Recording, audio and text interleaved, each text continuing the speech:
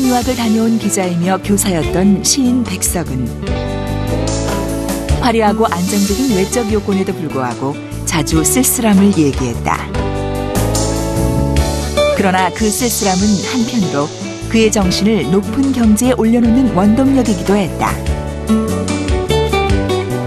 울산대학교 소래섭 교수와 함께 시대와 불화했지만 높고 맑은 정신을 가졌던 어느 청년 시인의 자화상을 만나본다. 네, 오늘 이제 마지막 강연인데요. 오늘 높고 쓸쓸한 청년 시인의 자화상이라는 주제로 강연 들려주신다고요. 어떤 내용인가요? 그 외롭고 높고 쓸쓸하는 백석의 시에서 차용하는 것이고요. 오늘은 백석이 음식을 통해서 자신의 정체성과 민족의 정체성에 대해서 어떻게 생각했는지 그 이야기를 말씀드리려고 합니다. 네, 근데 소래섭 교수님의 마지막 강연 힘찬 박수로 청해 듣겠습니다.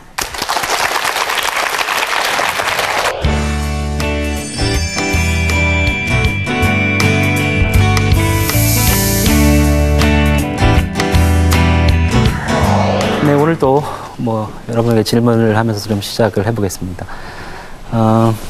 여러분은 어떤 음식을 좋아하시나요? 네.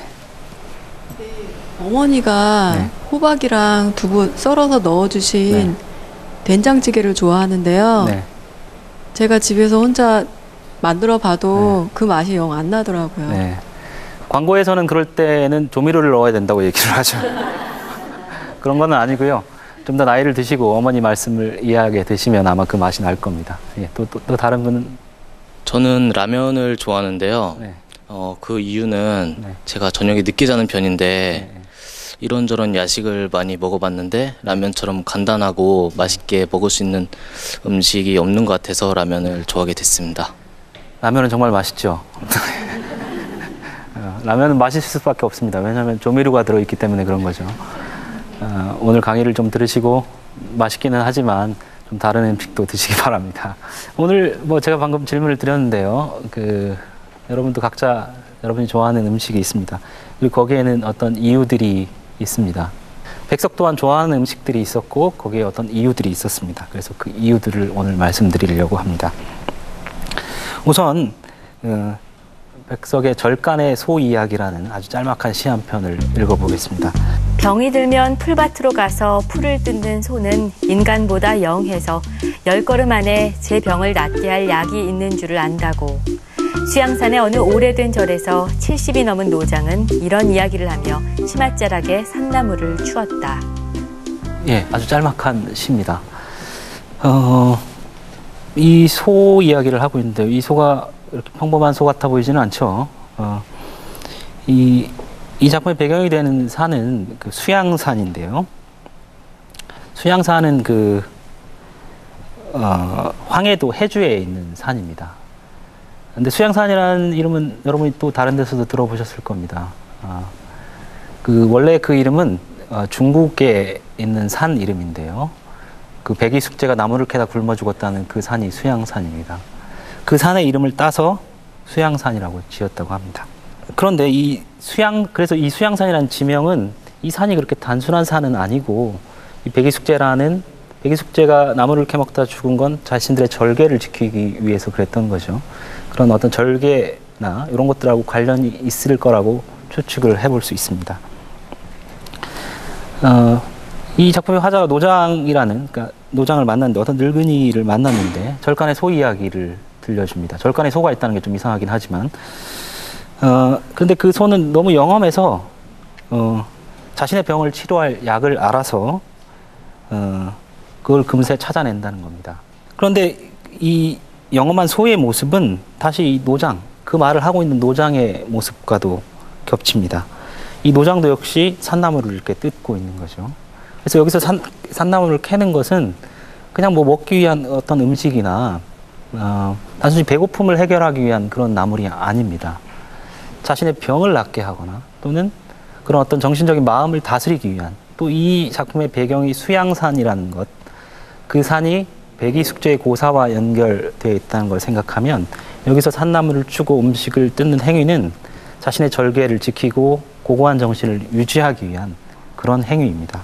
그래서 소와 노장의 이야기, 백이숙제 이야기들이 겹치면서 여기서 풀은 정신과 건강, 육체 이런 것들을 모두 다스리기 위한 어떤 음식이 됩니다. 음식을 통해서 어떤 정체성을 형성하려고 하는 것은 음식을 먹으면 그것이 자기에게 영향을 미친다고 생각하기 때문입니다. 이런 생각은 동양의 그 양생법의 바탕을 이루고 있는데요. 동양의 양생법은 뭐 불로장생을 추구하는 것으로 알려져 있습니다. 하지만 그거는 뭐 사실은 늙지 않고 죽지 않는 기술을 위한 것이 아니라 양생법의 본질은 자신이 원하는 자아를 자기가 만들어간다는 데 있습니다. 어떤 음식을 조절함으로써 자신의 모습을 자기가 원하는 모습으로 더 좋은 모습으로 만들어가는 것이 양생법의 중요한 핵심입니다. 백석의 시에서 어떤 음식을 먹는 행위는 배고파서 먹는 게 아니라 어떤 마음을 다스리기 위해서 먹는 것입니다. 방금 음식이 정체성과 관련이 있다고 말씀드렸는데요. 음식이 정체성하고 관련되어 있는 이유는 음식이 결속과 분리라는 두 가지 모순된 의미를 포함하고 있기 때문입니다. 서양에서 친구라는 단어는 빵을 함께 나누어 먹는 사람이라는 뜻이라고 합니다. 또 우리에게서 가족을 또 뭐라고 부르죠? 식구라고 부릅니다. 식구. 같은 음식, 같은 끼니를 함께 하는 사람이라는 뜻입니다. 이렇듯 음식은 어떤 사람들을 이렇게 하나로 묶어주는 그런 역할을 합니다. 그래서 음식을 먹는 일은 연애, 사업, 정치 이런 데 있어서 필요합니다. 사람들이 만나면 제일 먼저 하는 일은 차를 마시거나 밥을 먹는 일입니다. 차를 마시거나 밥을 먹으면 조금 더 가까워진 듯한 느낌이 듭니다. 음식은 또 이렇게 사람들을 하나로 묶어낼 뿐만 아니라 사람들을 분리하는 그런 분리학이기도 합니다. 그러니까 어떤 음식을 먹느냐에 따라서 계급이 달라지고 계층이 달라지고 민족이 달라지고 이런 것들에 따라서 무엇을 먹느냐에 따라서 그런 것들이 구분이 됩니다. 그러니까 사람들을 나누는 어떤 기준이 되기도 하는 거죠. 음식이라는 것은. 그래서 사람들은 음식을 통해서 나와 다른 사람을 이렇게 결속시키려고도 하고 또는 음식을 통해서 나와 다른 사람을 분리하려고도 합니다. 나는 뭔가 좋은 것을 먹는 사람, 쟤는 그보다 좀 안 좋은 것을 먹는 사람, 이상한 것을 먹는 사람 이런 식으로 구분을 하려고도 합니다. 자기와 다른 음식을 먹는 사람은 자기와 다른 집단에 속해 있다고 생각하는 것이죠.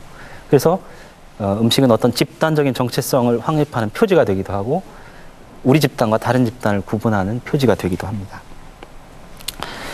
결국 그 음식을 먹는 것은 그 음식의 그 속성을 흡수하는 일인 동시에 그것을 먹는 사람을 어떤 요리 체계, 문화, 집단에 소속시키는 일인 것입니다.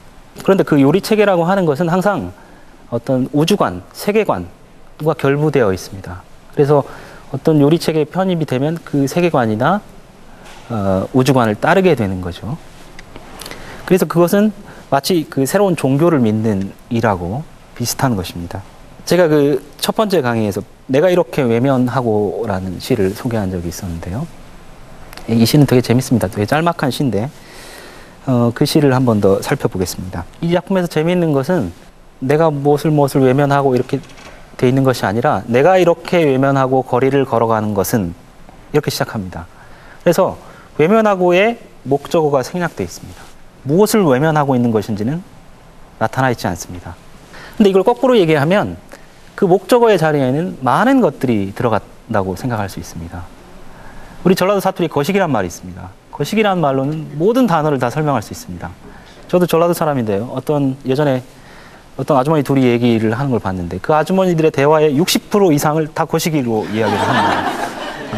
그런데 더 신기한 것은 서로 대화가 됩니다. 저는 이해를 못 하는데 그러니까 이런 것처럼 내가 이렇게 외면하고 자리에는 그 거시기에 해당할 만한 모든 것들이 거기 들어가 있는 것이고 그걸 한마디로 말하자면 결국 세상이라고 얘기할 수 있을 것 같습니다.